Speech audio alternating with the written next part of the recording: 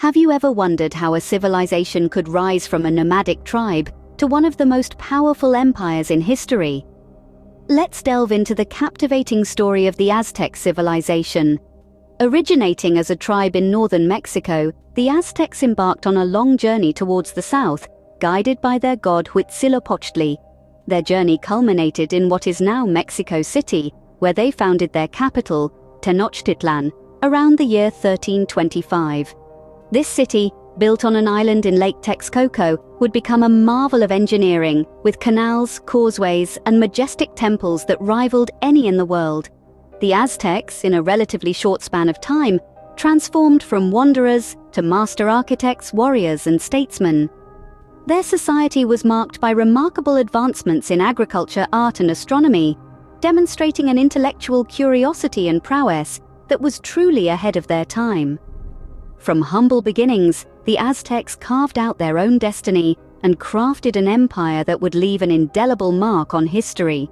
Stay tuned to Cryptic Mystic Vault to continue exploring these fascinating chapters of history. Imagine a society defined by strict social classes, where your birth determined your destiny. Welcome to the world of the Aztecs. Their society was akin to a pyramid, with the emperor, or Tlatoani, at the top, followed by nobles, warriors, priests, and then commoners. At the bottom were slaves, who despite their low status, had certain rights under Aztec law. The nobility or pipiltin were the political and religious elite, occupying roles of power and influence. The commoners or mexhualtin were farmers, artisans, and merchants, the backbone of the economy. And family was everything. Kinship ties determined not just social status, but also who you could marry and what land you could farm. This structured hierarchy wasn't just about power and control, it also ensured everyone had a role to play, a purpose to fulfill. In Aztec society, everyone knew their place, a system that helped maintain order amidst the empire's rapid growth. What if your gods demanded the ultimate sacrifice? This question was a stark reality for the Aztecs, a civilization for whom religion was a vibrant, all-encompassing part of life. Intricately woven into the fabric of their society, Aztec religion was a complex tapestry of deities, rituals, and ceremonies, each bearing profound significance. At the center of this religious universe were the Aztec gods. Huitzilopochtli, the hummingbird god of the sun and war, was one of the most revered. Then there was Quetzalcoatl, the feathered serpent deity of wind, air, and learning. Tlaloc, the god of rain and fertility, was also vital, as he was thought to provide sustenance for their agriculture. But to ensure the god's favor, the Aztecs believed they needed to make sacrifices, even if it meant offering human lives. This practice, though controversial by modern standards, was integral to their belief system.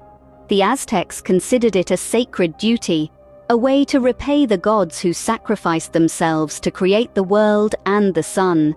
Apart from the gods and sacrifices, the Aztecs' religious practices also manifested in their monumental architecture. Temples and pyramids were not just buildings, but sacred spaces that touched the sky, bringing them closer to their gods. The Templo Mayor, the great temple of Tenochtitlan, was a perfect example. It was a dual shrine dedicated to Huitzilopochtli and Tlaloc, a testament to their religious duality and complexity. But it wasn't all about blood and stone. Festivals and celebrations were also essential components of Aztec religion. They had a calendar of ceremonies throughout the year, each celebrating different gods and natural phenomena. From the Feast of the Flayed One to the Dance of the Rain Gods, these events brought their community together in a shared reverence for the divine. Aztec religion was not for the faint of heart, but it was a reflection of their deep reverence for the divine and the natural world. It was a testament to a civilization that sought to understand and appease the forces beyond their control, a fascinating glimpse into the enigmatic world of Aztec religion and mythology. What happens when an unstoppable force meets an immovable object? This question is reminiscent of the clash between the Spanish conquistadors, led by Hernán Cortés, and the Aztec Empire, a civilization that was once the epitome of power and prosperity in the Mesoamerican world. The year was 1519 when Cortés, a man with ambitious dreams, set foot on the shores of Mexico. His arrival marked the beginning of a dramatic chapter in the history of the Aztecs. The Spanish conquistadors were not just armed with swords and guns, but also with a weapon far more lethal: infectious diseases.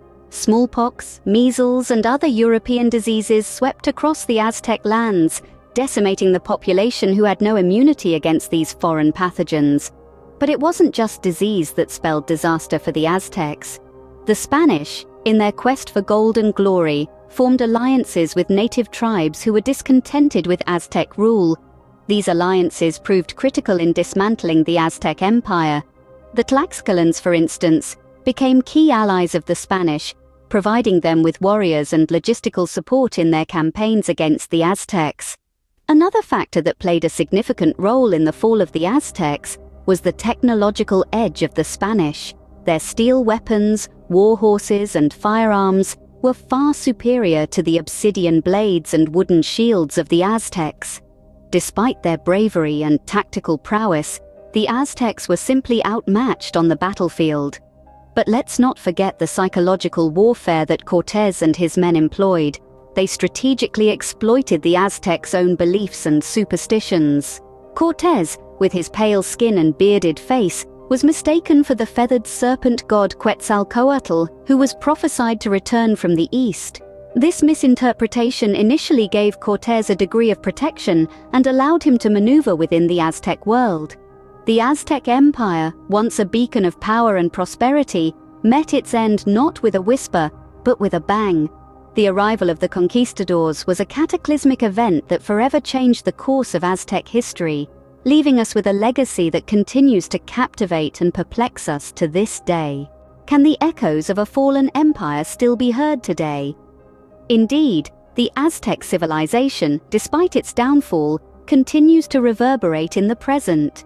The essence of their culture, woven into the fabric of modern Mexico, is an enduring testament to their past glory. From the vibrant festivals that echo Aztec rituals, to the Nahuatl language that still whispers in the wind, their legacy remains tangible. The Aztecs' architectural prowess continues to inspire awe, with monumental structures like the Templo Mayor in Mexico City standing as silent witnesses to their ingenuity. And it's not just stone and mortar. The echoes of their civilization are also heard in the realm of knowledge. Ongoing archaeological excavations and research are continually unearthing new insights into this enigmatic empire. Though their empire has long since fallen, the legacy of the Aztecs lives on, a testament to their enduring spirit and cultural richness. The whispers of their past are still heard, if we only take a moment to listen.